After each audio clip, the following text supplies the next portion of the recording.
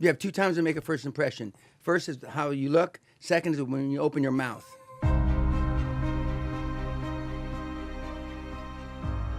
Political correctness, in my judgment, is a manifestation of lack of self-esteem. Because we want people to like us.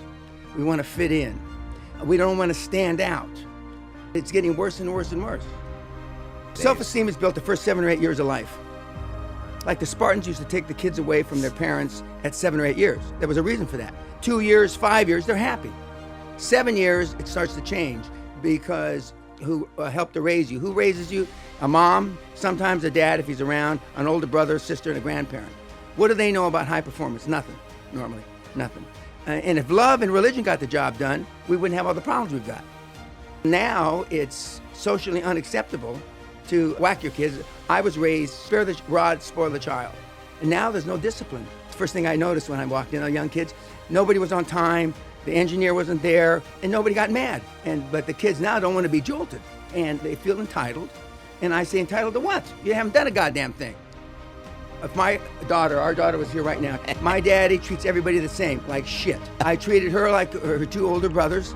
I didn't consider it like shit, but I mean, I was strict. I made them accountable. The kids don't want to be held accountable now.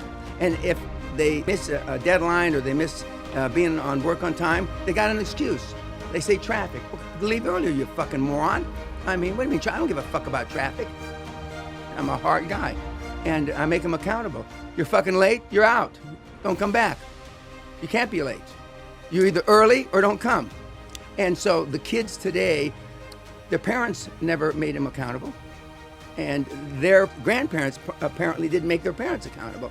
One of the questions I asked is, how many of you have kids in the audience? Yeah, half. And I said, would you want your kids to grow up and be like you? No hands go up. Would you want your kids to grow up and be like your parents? No hands go up. And then somebody raises their hand, yeah, I had a grandparent that fought in the Second World War that I hear was a real hard ass. I'd like to be like him, and I'd like my kids to be like him.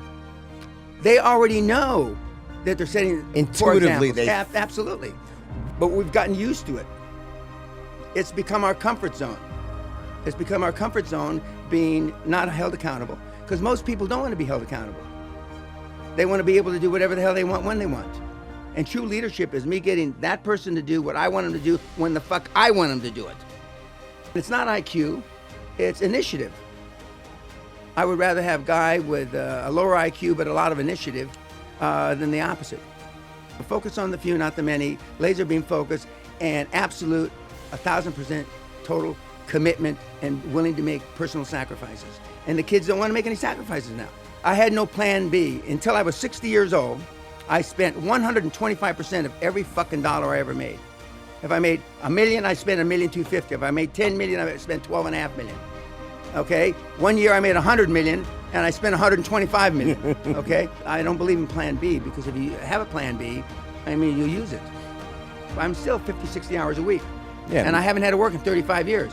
But if you're not doing something you like, it's a bitch. Right.